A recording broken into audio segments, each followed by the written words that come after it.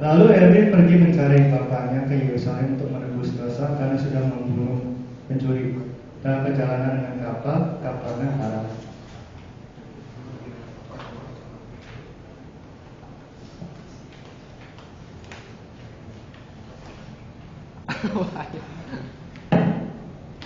Apa ini? Siapa lu di sini? Apa sih lu? Lihat-lihat gua. Gua enggak suka sama gaya lu. Gua enggak suka sama lu. Ngajak gua kan. Awas ya. Gawat. Lalu Erwin meneruskan perjalanan dan bertemu dengan bapaknya sedang sekarat.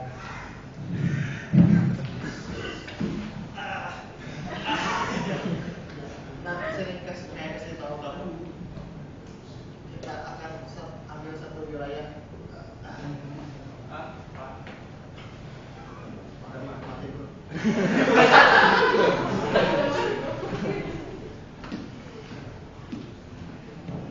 Lalu Erwin mendatangi wilayah tersebut yang ternyata sangat garis.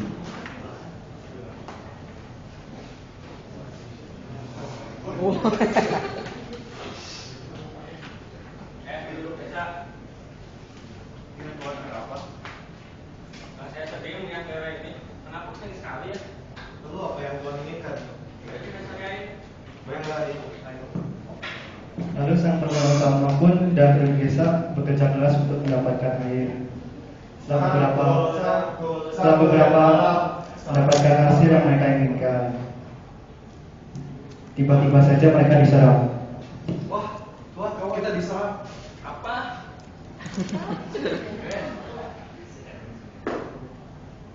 Apa sih gue tuh?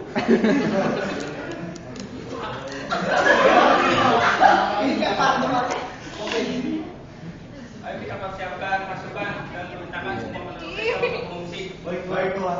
Ceritanya banyak pasukan. Kemudian dia datang untuk memberi pesan.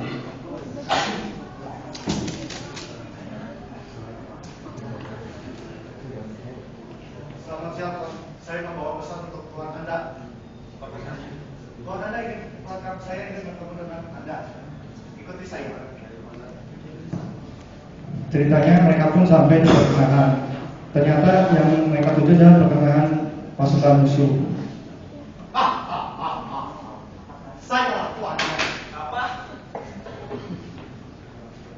Jadi Anda lah yang membunuh salah satu kembaran saya ya? Lalu ya, emang kenapa? Ya sudah, sudah. Saya bukan dari Anda untuk kepala bapak ini sekarang. Ngapain gue kasih ini buang-buang waktu lagi? Kemudian keesokan harinya mereka pun bertemu dan perang pun terjadi.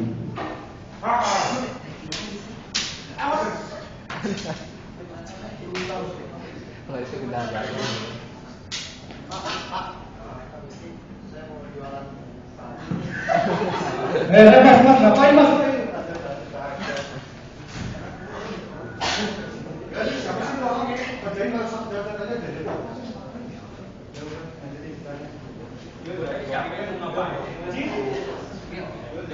Kemudian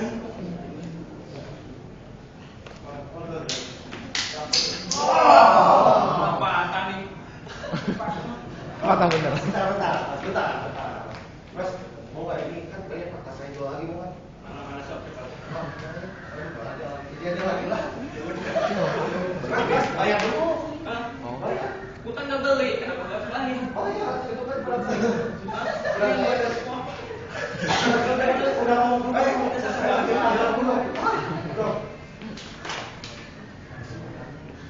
kemudian kami bertahan dalam panggilan begitu banyak untuk memberi waktu kepada desa komunikasi. Setelah menelusuri perangkat kami persoalan ini, kemudian menggapai karena kemudian mereka bertempur kembali di kota Yerusalem. Apa lagi orang pas ini?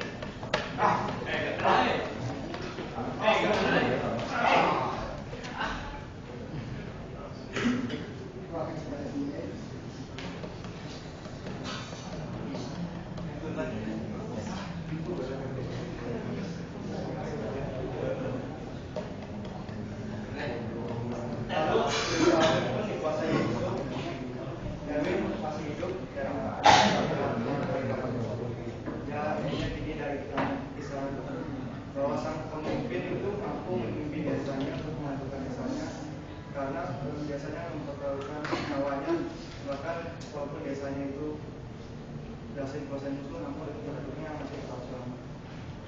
Mau maaf ya bagi ceritanya di sini awal gitu. Bagi ada salah kata mohon maaf juga. Bagi budget terima kasih.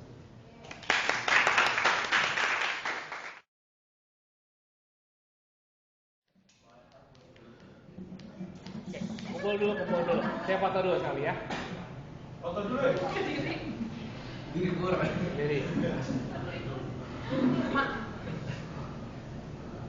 1, 2, enter. 1, 2.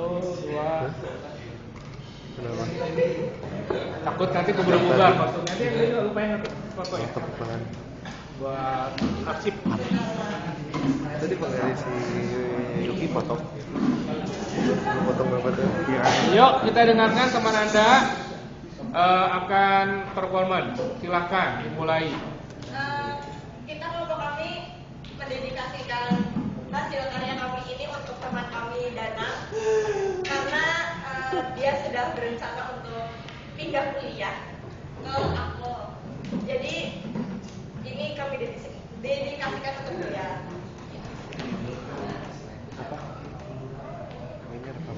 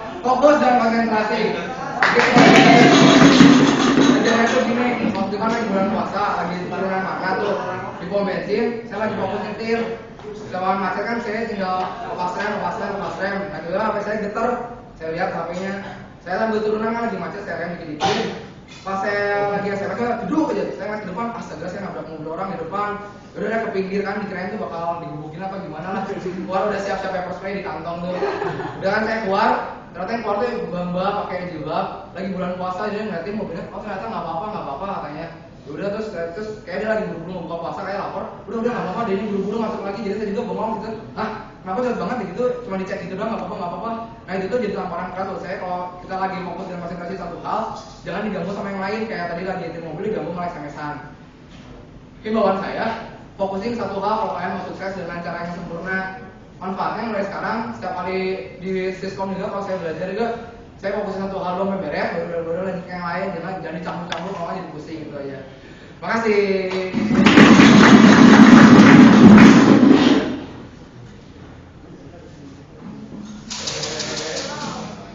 Prinsip saya menjadi mahasiswa yang proaktif. Proaktif ini prinsip hidup munculnya belakangan 2 minggu belakangan karena kenaikan BBM.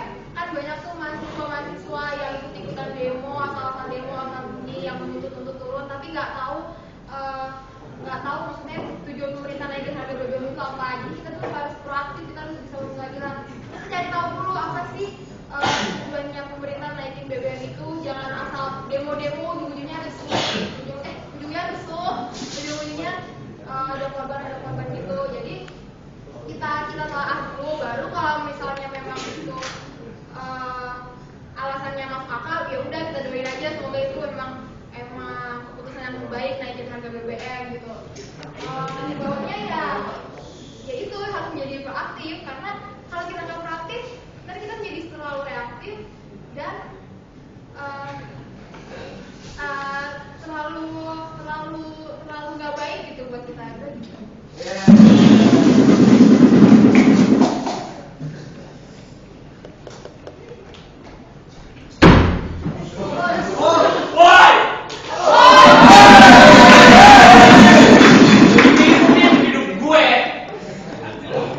Ini kayak lagi protes. Memanfaatkan waktu dengan sebaik-baiknya. Benar juga. Dan mengerjakan semuanya dengan sebaik-baiknya. Kayak kemarin. Banget. Iya. Teknik digital.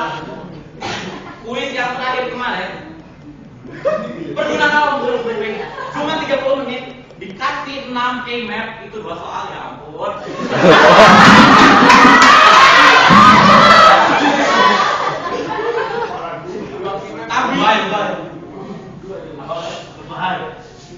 Tapi saya mengerjakan dengan sebaik-baiknya dengan waktu yang secukup-cukupnya. Jadi gini, waktu yang singkat itu kita kerjain nomor 1 dulu. Yang nomor 2 jangan dulu ya, apa-apa itu aja. Tapi kerjain nomor 1 itu dengan sebaik-baik mungkin. Dan hasilnya saya dapat 90.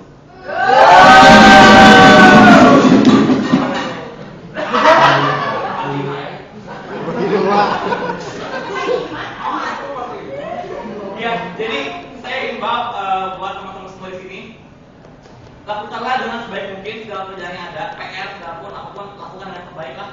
Manfaatkan waktu dengan sebaik-baik mungkin karena waktu nggak bisa kembali lagi kan. Jadi kedepannya, ya kita harus melakukan waktu yang baik dan mengerjakan dengan sebaik-baiknya.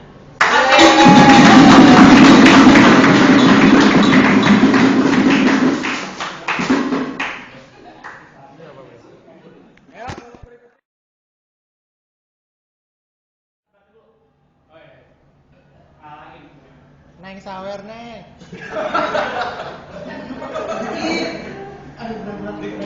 Bang, satenya 100 bang. Bang, nego ya. Horor aja. Ini wala daya ini baturan sahan.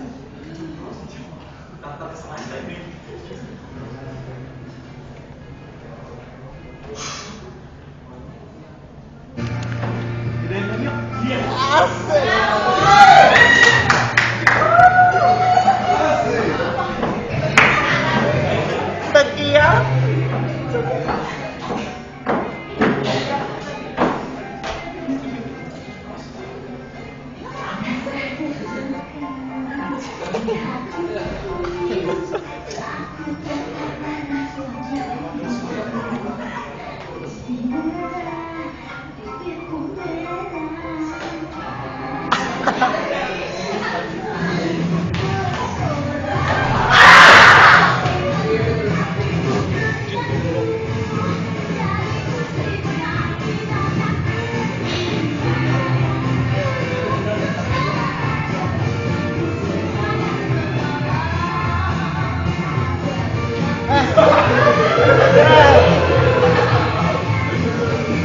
Siap.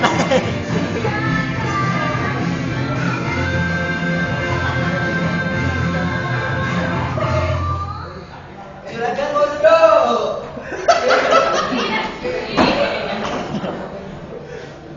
Afrika. Iya. Ada yang baru nih. Apa? Yuk kita main. Apa bisa sampai bermasak masak. Panjang aja nih. Apa bisa? Main game nggak bisa. Kuliah kamu udah masuk. Mau jadi apa sih? Aku nggak punya otak. Maafin Afrika ya. Mau sukses bukan begini caranya. Saya menjadi teguh dan partainya pasti akan berhasil.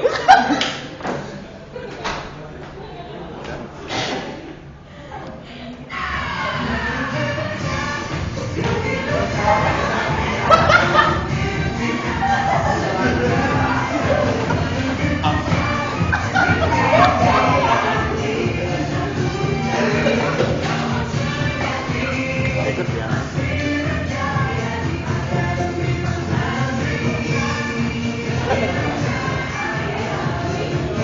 Ya, songket. Songket ada.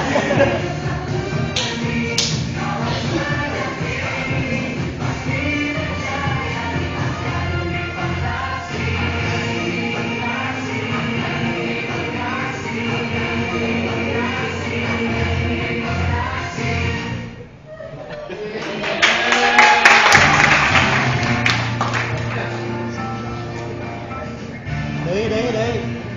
Lagi.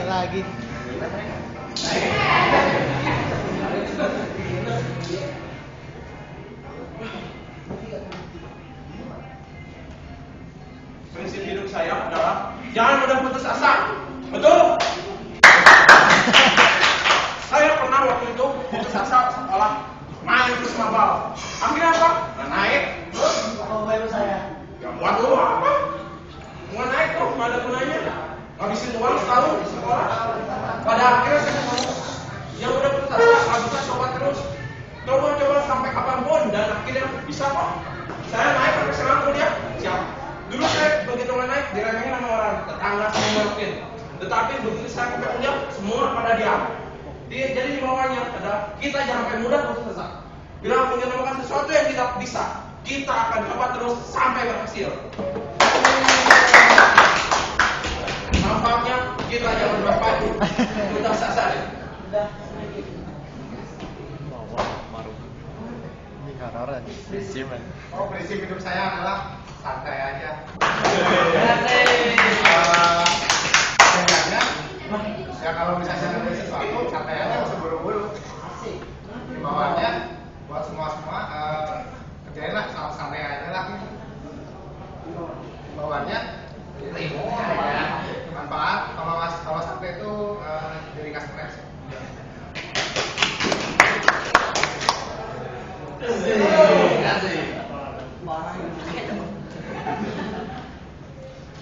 Prinsip hidup saya adalah gapailah cita-citamu setinggi langit, seluas samudra. Kejadian saya itu dulu merasa tidak bisa apa-apa, hanya merasa tapi saya punya apa-apa dong. Saya kejar cita-cita saya menjadi seorang aktor, ya, jadi penyanyi. Terus manfaatnya, kalau kalian punya cita-cita, kejarlah setinggi-tingginya. Tapi ingat, bedakan mimpi dan angan-angan. Tahu bedanya? Kalau mimpi itu harus kalian kejar, angan-angan itu hanya mimpi doang, nggak bisa realisasikan. Manfaatnya, ya pokoknya kalau kalian bisa mengejar mimpi kalian, hidup kalian akan bisa jadi sukses. Terima kasih.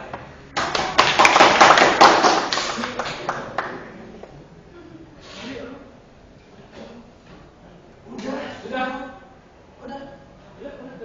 Si ini juga itu kelompok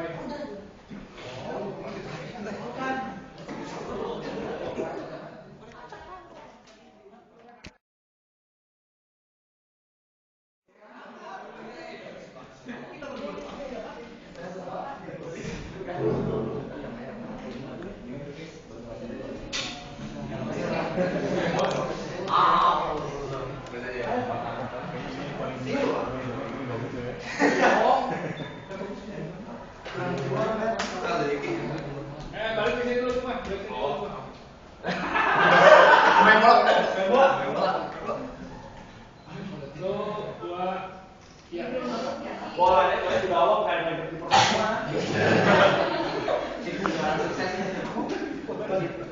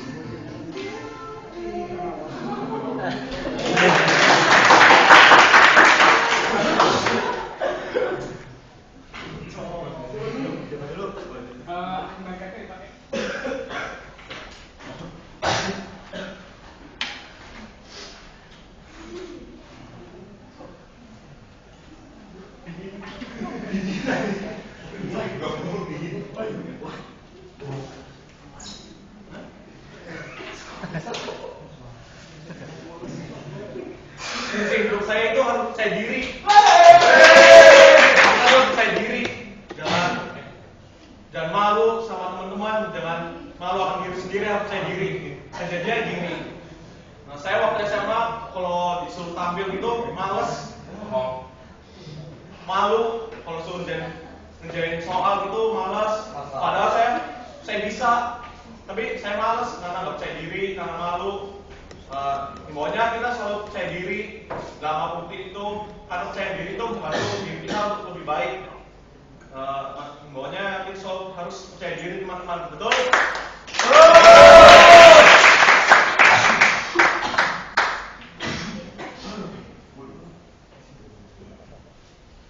Selamat siang teman-teman. Ya,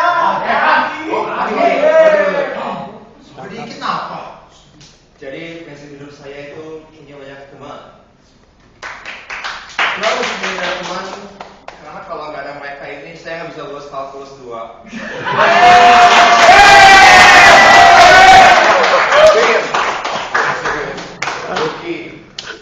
Mau nyebut, Ferry, Yang cermat ini. Dulu kalau pas mau maju, selalu nggak bisa. Cuma mereka yang sering ngebantu gue. Karena pertemanan ini, gue bersyukur punya teman kayak kalian. Jadi manfaatnya punya teman banyak itu nggak masalah. So, yang penting punya banyak teman daripada nggak ada teman. Terima kasih.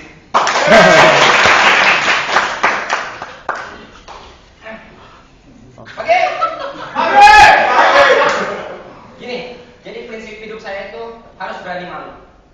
Dulu saya orangnya minder, ketemu orang, ini mau gimana nih? Nah, enggak, malu, yang lain dulu aja. Ini gimana ini? Ah, enggak, malu, yang lain dulu aja. Saya malu sama ini. Luar biasa, minder saya. Tapi setelah makin kesini, makin sadar saya, makin saya mencoba berani merubah pola pikir, dan saya tahu ini itu bukan kekurangan, tapi kelebihan. Di mana orang sukses biasanya maju-maju perutnya. Gak ada orang sukses yang perutnya. Gak ada yang kurang makan.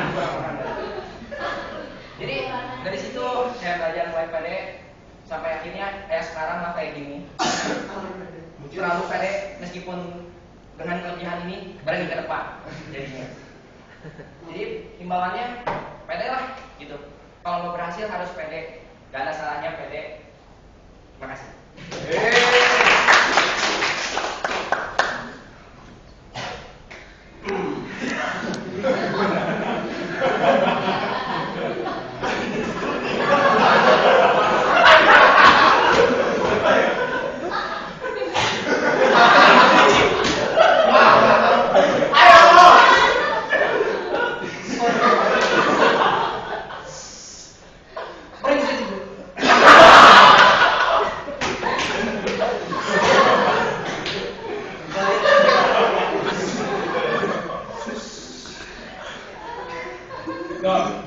Prinsip hidup saya yaitu menjadi orang yang berguna dan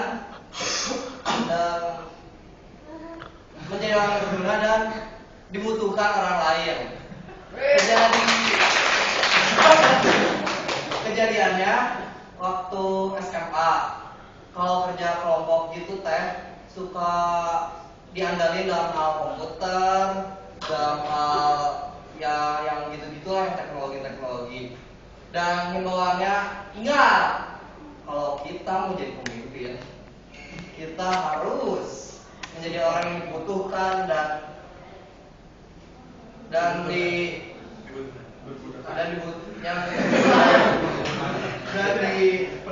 dibutuhkan juga oleh orang lain. Karena sosok pemimpin itu yaitu orang yang dapat melakukan apapun dalam hal tertentu dan pintar. Manfaatnya pemimpin itu ya harus dibutuhkan. Ya sekian dan terima kasih.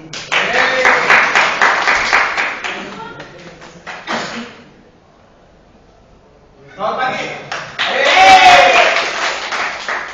Di sini prinsip hidup saya ialah syukuri apa yang ada. Jadi teman-teman di sini kita harus bersyukuri apa yang ada yang sudah dapat. Dulu kejadiannya ya badan saya memang segini-segini aja dari kecil, maksudnya gede terus aja, nggak pernah kecil kayak kamu. Udah kejadian waktu itu lagi naik angkot, waktu SMP naik angkot, pas mau duduk di angkot, itu si gendut naik, pas tuh sepitin, pas udah disepitin, udah mulai kejadian, nggak jadi, yaudah cari angkot lagi, cari angkot kedua, wah ada tuh satu, mau langsung duduk, ibu-ibu mepet, gini lagi. Astaga, ibu kasihanlah saya ibu. Terus udah aja akhirnya pulangnya minta jemput, ya. Terus di jalan udah kan bapak kecil, ya sekira-kira sekurita kecil segitu. Saya kan di belakang tuh masih badan gede gitu. Terus pas itu ada yang ngomong katanya, Bu, itu nggak malu anaknya nggak berat itu Bu, curhatnya. Wah, dalam hati teh, ini bapak-bapak bener-bener. Ya udahlah ya, mau gimana lagi, emang udah kayak gini ya akhirnya. Ya emang. Tapi satu jadi orang begitu enak. Kita bisa merasakan yang mahal-mahal. Contohnya mau beli baju ukurannya beda harga, mahal kan? Nah, Kalau misalkan mau makan mau apa? Nggak habis kan? Ada yang nggak habis? Wah, makan nambah lagi terus harganya juga kalau misalkan harga makan kan enak tuh. Jadi di sini himbauannya ya kita mensyukuri apa yang dapat, mengukur, apa kayak segala macam, ya syukuri aja apa yang dapat dari Tuhan. Terima kasih.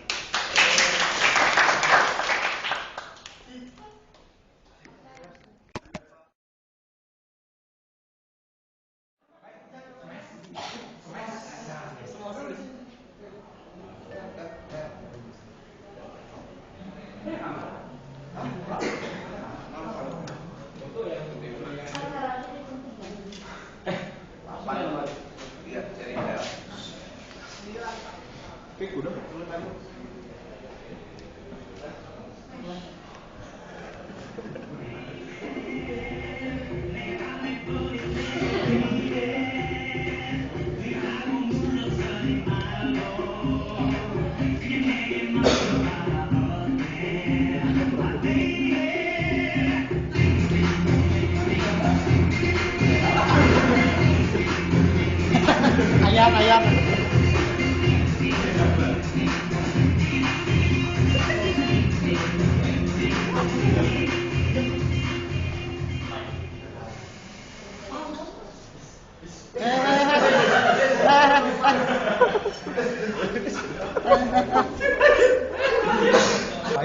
Bayu the Jack. Baik apa hidup?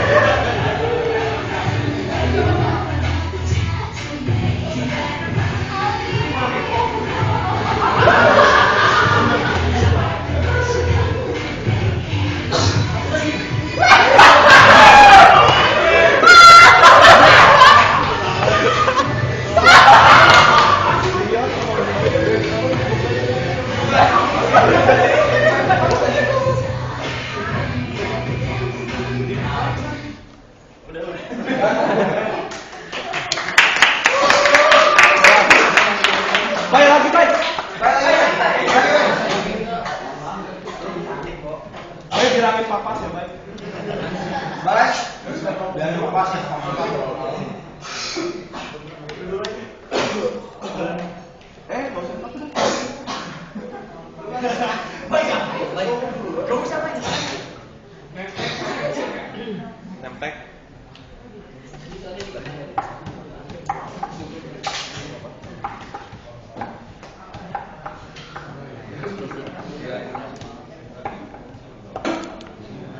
hidup saya, jangan pernah menyerah dalam mencoba segala hal. Kejadiannya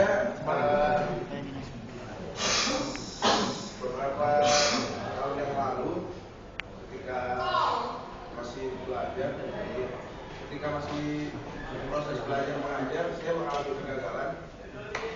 Tapi menurut saya itu kegagalan itu hal yang harus kita coba dapat meraih hal yang lebih baik untuk kedepannya. Bahwa buat lain jangan takut untuk gagal, kalau kegagalan ini bisa memotivasi kita untuk lebih maju. Manfaatnya sekarang saya lebih berani untuk melakukan segala hal.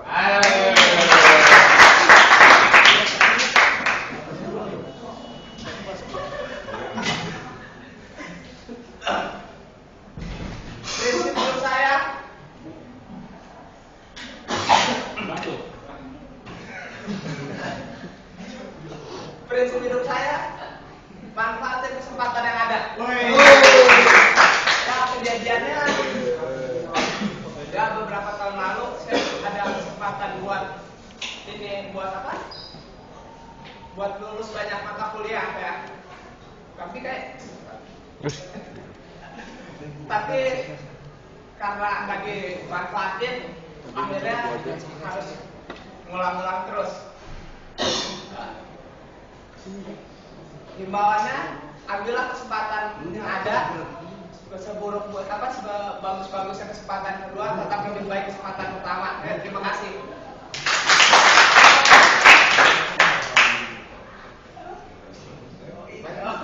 Prinsip hidup saya, hidup nggak ditentuin oleh nasib, karena hidup ada 10 pilihan.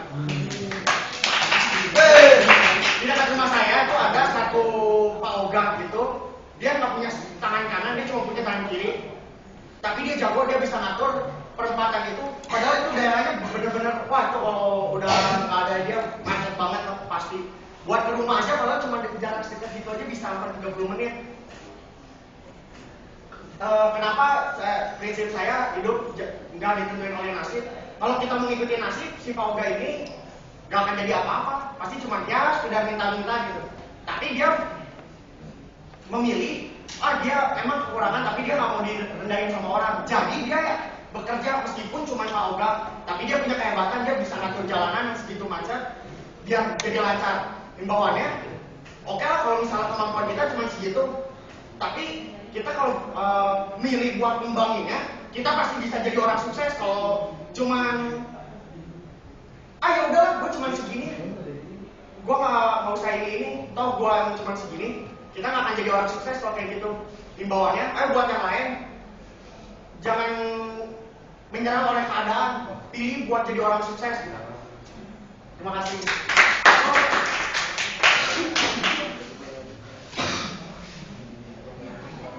Prinsip hidup saya itu belajar dari kegagalan. Ya, belajar dari kegagalan. Kejadiannya waktu itu, waktu SMP, saya kelas 3 mengalami tidak lulus, dinyatakan tidak lulus. Dari situ saya berpikir kalau diri saya tidak bisa apa-apa. Namun satu kata orang tua saya, "Nah, kamu pasti bisa." Dari situ saya bangkit, saya belajar dan sekolah lagi, akhirnya lulus. Dan sekarang saya bisa kuliah. Himbauannya kepada teman-teman, jika kita gagal, tetap berusaha dan berusaha. Kampanye menjadi.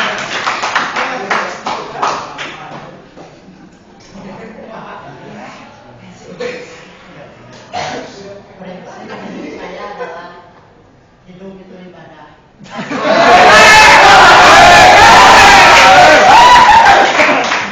Mulai dari kelas 3 SMA, semangat bro.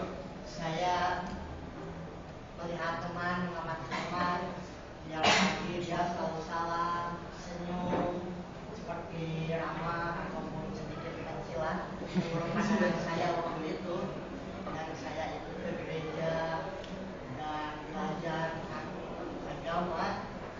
Ternyata itu merupakan sikap yang ramah tamah, baik, dan saya mencobanya.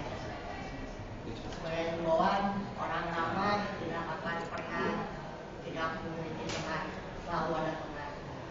Manfaatnya sampai sekarang teman-teman saya sebanyak ini.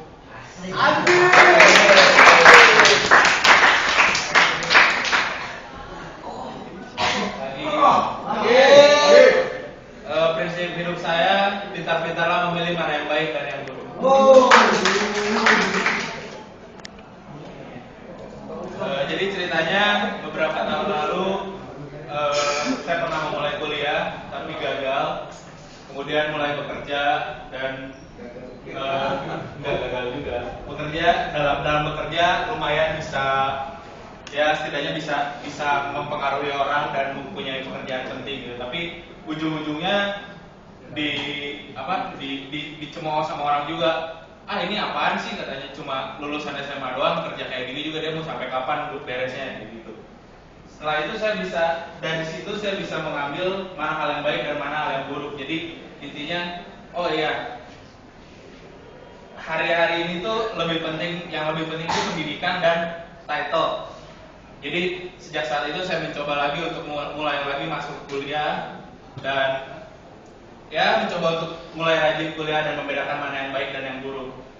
Karena sifat seorang pemimpin adalah harus bisa memilih mana yang baik dan yang buruk dan mempengaruhi orang-orang sekitarnya untuk melakukan hal-hal yang baik daripada hal yang buruk. Contohnya adalah legenda-legenda siskom di sini ini.